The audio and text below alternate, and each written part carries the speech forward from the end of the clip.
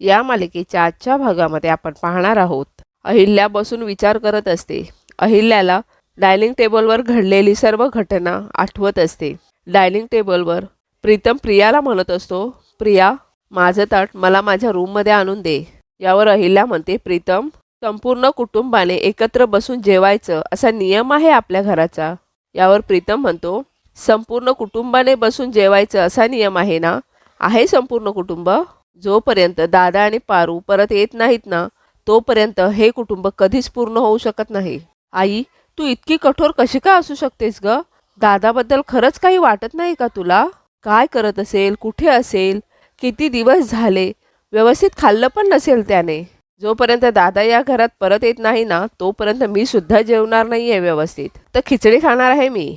दामिनी लगेच म्हणते, प्रीतम, तुला तर खिचडी आवडतच नाही ना? प्रीतम हो म्हणतो. पुढे प्रीतम म्हणतो, पण काय आहे ना, आत्ता गोष्टी विचित्र होत चालल्या आहेत घरात. सगळंच कसं अगदी नवीन नवीन होतंय नाही का?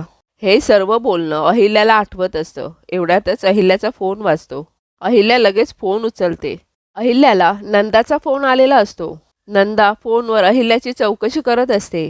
अहिल्या सुद्धा नंदाची चौकशी करत असते. नंदा म्हणत असते, एक नवीन प्रोजेक्ट आहे आणि त्याच्यासाठीच तर तुला फोन केलाय. नंदा म्हणते, अहिल्या, आपलं एक स्वप्न होतं की आपण दोघींनी मिळून एकत्र मस्तपैकी मोठा प्रोजेक्ट करायचा. अहिल्या म्हणते, हो होतं, पण आता ते. एवढ्यातच नंदा म्हणते, आत्ता वगैरे काही नाही, ही संधी आपल्याला आत्ताच मिळते.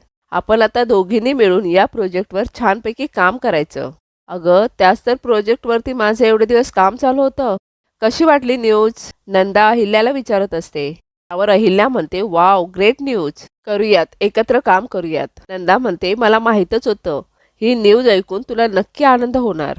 नंदा म्हणते, ऐक ना, आपण उद्याच भेटूया. तसं पण किती दिवस झाले आपण भेटलोच नाहीये. अहिल्या म्हणत असते, अगं नंदा, पण. नंदा म्हणते, पण नाही आणि बिन नाही. आपण उद्या भेटायचं म्हणजे भेटायचं. हवं तर तू तुझ्या फॅमिलीला घेऊन ये. मस्तपैकी आपण फॅमिली गेट टुगेदर करूयात. त्यानंतर अहिल्या नंदाला दुसऱ्या दिवशी भेटण्याचं प्रॉमिस करते आणि फोन ठेवते. आदित्य इकडे आजीचे पाय चेपून देत असतो. पारू मात्र झोपायची तयारी करत असते. पारू अंथरूण टाकत असते. आदित्य म्हणतो, एकच चटई? पारू यावर हो असं म्हणते. आजी म्हणते, आधी बाळा, आजीची खूप सेवा केलीस तू आज. जाऊन झोप आता. आदित्य, हो, तू सुद्धा झोप असं आजीला म्हणतो. आजी म्हणते, लई उशीर झालाय, घुबडासारखं जागत बसू नका, झोपा लवकर असं म्हणून आजी झोपून जाते. त्यानंतर आदित्य खाली झोपतो, परंतु आदित्यला झोप लागतच नसते. आदित्य सारखा या कुशीवरून त्या कुशीवर, त्या कुशीवरून या कुशीवर होत असतो आणि हे सर्व पारू बघत असते. थोड्या वेळाने आदित्य लगेच उठून बसतो. पारू विचारते, काय झालं? आदित्य म्हणतो, नाही येत या चटईवर झोप. पारू म्हणते, काय करणार आपण आता? इकडे काही दुसरी कापडं बी नाही आहेत. साड्या जरी असत्या ना, तरी एकावर एक रचून मस्त गादी तयार केली असती. मामाच्या घरी कशी बनवली होती, अगदी तशीच. यावर आदित्य हसूनच म्हणतो, गादीची काय गरज आहे? असं म्हणून तो पारूच्या मांडीवर डोकं ठेवून झोपी जातो. एवढ्यातच आजी म्हणते, आता त्याच्यासाठी अंगाई गा, म्हणजे त्याला चांगली झोप लागेल. आदित्य म्हणतो, अंगाई नको, मी तसाच झोपतो. आजी म्हणते, का, काय झालं? आदित्य म्हणतो, अगं का म्हणजे? अगं, ती जर गायला लागली ना, तर अख्खी चाळ उठून जागी होईल. पारू म्हणते, आता तर गाणारच आहे मी. आणि पारू लगेच गाणं म्हणायला लागते. एवढ्यातच आदित्य पारूच्या तोंडावर हात ठेवतो. दुसऱ्या दिवशी आदित्य पुन्हा एका कंपनीमध्ये इंटरव्ह्यूसाठी जातो. परंतु आत गेल्यानंतर आदित्य तेथे नो वॅकन्सीचा बोर्ड बघतो आणि त्याला खूप वाईट वाटतं. आदित्य लगेच त्या कंपनीमधून बाहेर येतो. आजीच्या घरी इकडे एक बाई येते. ती आजीला म्हणत असते, आजी, तुझ्या या चाळीवर काही एक वचक राहिला नाहीये बघ. आजी म्हणते, काय ग मनीषा, अशी का तनतन करत आली आहेस? शांत बस आधी, आणि काय झालंय ते पहिलं सांग मला. मनीषा म्हणते, काय सांगू, एका मोठ्या पार्टीसाठी जेवणाची ऑर्डर घेतली होती मी आणि सुष्मीने, पण आता ती कुठे गायब झाली आहे काय माहिती. आता मला सांगा, आयत्या वेळेला कसं काय मॅनेज करू मी हे सगळं? हे सर्व पारू तेथे उभी राहून ऐकत असते. आणि मोठी पार्टी आहे ती, पैसे पण चांगले मिळत होते, पण आपल्या लोकांना त्याची काहीच कदर नाही आहे बघा. आता काय करू मी, मला तर काहीच समजत नाही आहे बघा.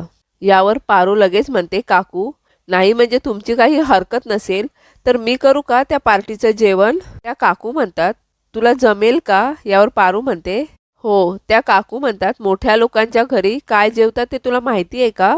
आजी म्हणते काय गये, तुला माझी सून काय तुझ्यासारखी गरीब वाटली काय? लई श्रीमंत आहे ती, समद माहिती आहे तिला. ती नवरा बायको दोघं फक्त माझ्यासाठी सगळं सोडून आले तिथे. ती काही कमी नाहीये, सुगरण आहे ती, सुगरण. माझी नातसून. त्या काकू म्हणतात ठीक आहे, चल मग माझ्यासोबत तिकडे. मी तुला त्या कामाचे 1000 रुपये देईन हा.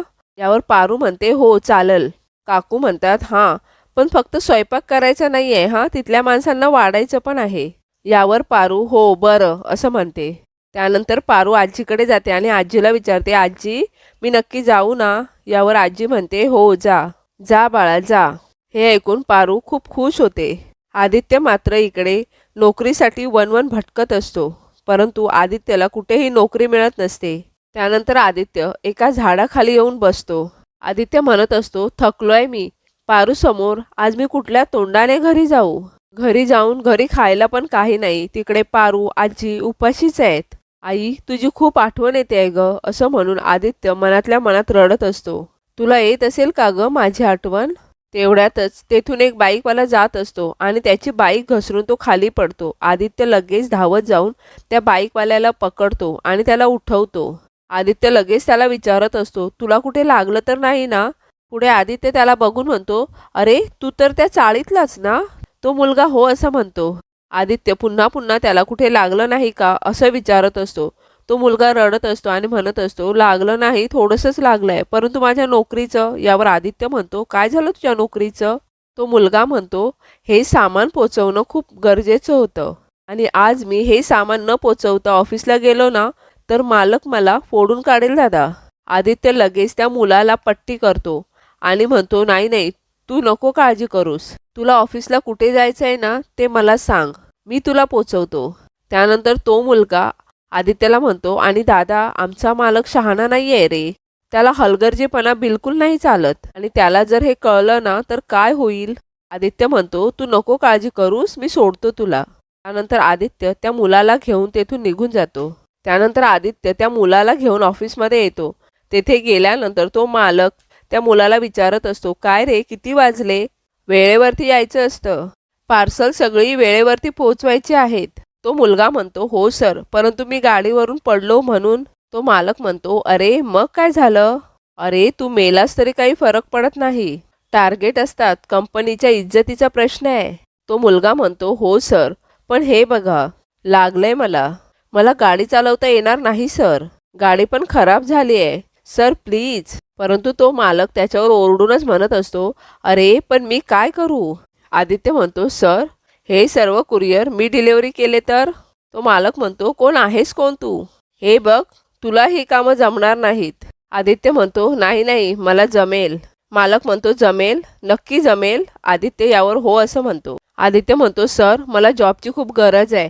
तो मालक सुद्धा ठीक आहे असं म्हणतो.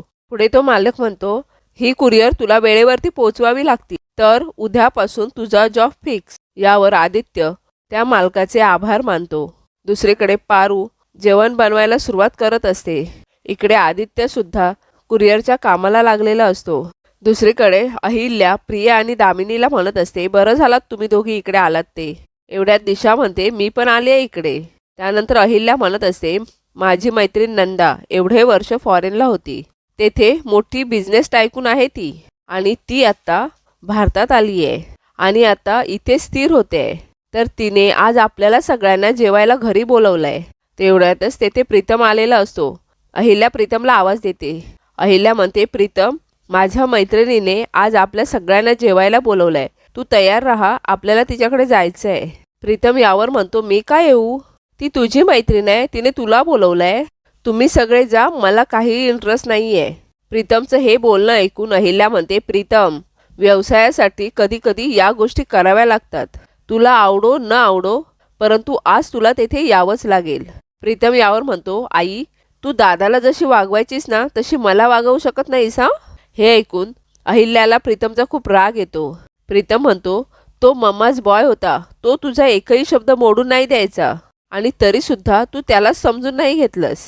परंतु मी तर आधीपासूनच नालायक आहे, त्यामुळे माझ्याकडून काही अपेक्षा करू नकोस, कळलं का? असं म्हणून प्रीतम जात असतो. पुढे प्रिया म्हणते, आई तुम्ही नका काळजी करू, मी समजवते प्रीतमला, येतील ते. असं म्हणून प्रिया सुद्धा तेथून निघून जाते. प्रिया इकडे प्रीतमला म्हणत असते, तुम्ही एवढी चिडचिड का करताय? आजपर्यंत मी आईंशी तुम्हाला अशा भाषेत बोलताना कधीच पाहिलं नाही. मग आजच असं नेमकं काय झालंय सांगा तरी. यावर प्रीतम म्हणतो, दादाबद्दल काहीच कळत नाहीये प्रिया. कुठे असेल, काय करत असेल, कसं असेल काहीच माहीत नाहीये. त्याच्याबद्दल सगळे विसरले काय? कोणालाच काहीही पडलेली नाहीये का त्याची? सगळ्यांचं कसं सगळं सुरळीत सुरू आहे. आता काय तर फॅमिली गेट टुगेदरला जायचंय. विसरलेत, सगळे विसरलेत त्याला. प्रिया म्हणत असते, अरे नाही प्रीतम, तसं नाहीये. आई जरी दाखवत नसल्या तरी सुद्धा त्यांनाही यातून खूप त्रास होतोय. एवढ्या मेहनतीने बनवलेला बिझनेस सांभाळायला नको का? मला सांगा, आदित्य दादा आज इथे असते तर तुम्ही आईंशी असं उलटून बोललेलं, बिझनेसकडे दुर्लक्ष केलेलं त्यांना आवडलं असतं का? प्रीतम, तुम्हाला आदित्य दादांची शपथ, आई जे सांगतील तेच तुम्ही करा. बघा, तुम्हाला सुद्धा माहिती आहे, दिशासारख्या लोकांना घराचं वाईट व्हावं असंच वाटत असणार. त्याचाच विचार करत असतात ते. आपल्यामुळे घराचं हसं झालेलं बघवणार आहे का तुम्हाला? प्लीज प्रीतम, दिशाला आनंदी होण्याचं कारण देऊ नका. पारू इकडे जेवणाची तयारी करत असते. दुसरीकडे आदित्य सुद्धा म्हणत असतो, पारूला कळवलं पाहिजे. त्यानंतर आदित्य पारूला फोन करतो. पारू लगेच फोन बघते आणि आदित्यचा फोन ती लगेच रिसीव करते. आदित्य म्हणतो, पारू मला जॉब मिळाला. हे ऐकून पारूला खूप आनंद होतो. पारू म्हणते, काय सांगताय सर? लई आनंदाची बातमी दिलीत बघा. आता समजा ठीक होणार आहे. त्यानंतर आदित्य पारूला विचारत असतो, पारू तू कुठे आहेस? पारू मनातच म्हणते, काय सांगू आदित्य सरांना, मी असं दुसऱ्याच्या घरी काम केलेलं आवडणार नाही त्यांना. पण आता काय करू, माझ्याकडे दुसरं काही काम पण नाहीये. आदित्य पारूला विचारत असतो, पारू तू कुठे आहेस, काय झालं? यावर पारू म्हणते, आदित्य सर, ते मी मनीषाताईंच्या घरी आलेली.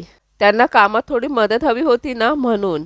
आदित्य म्हणतो, बरं बरं, तू तुझं चालू ठेव, मी रात्री येताना किराणा घेऊन येतो. यावर पारू, हो बरं असं म्हणते. त्यानंतर आदित्य फोन ठेवतो. फोन ठेवल्यानंतर आदित्य एका घरी कुरिअर घेऊन येतो. कुरिअर देऊन आदित्य जात असतो. एवढ्यातच तो मुलगा म्हणतो, एक मिनिट, तुला कुठेतरी पाहिलंय.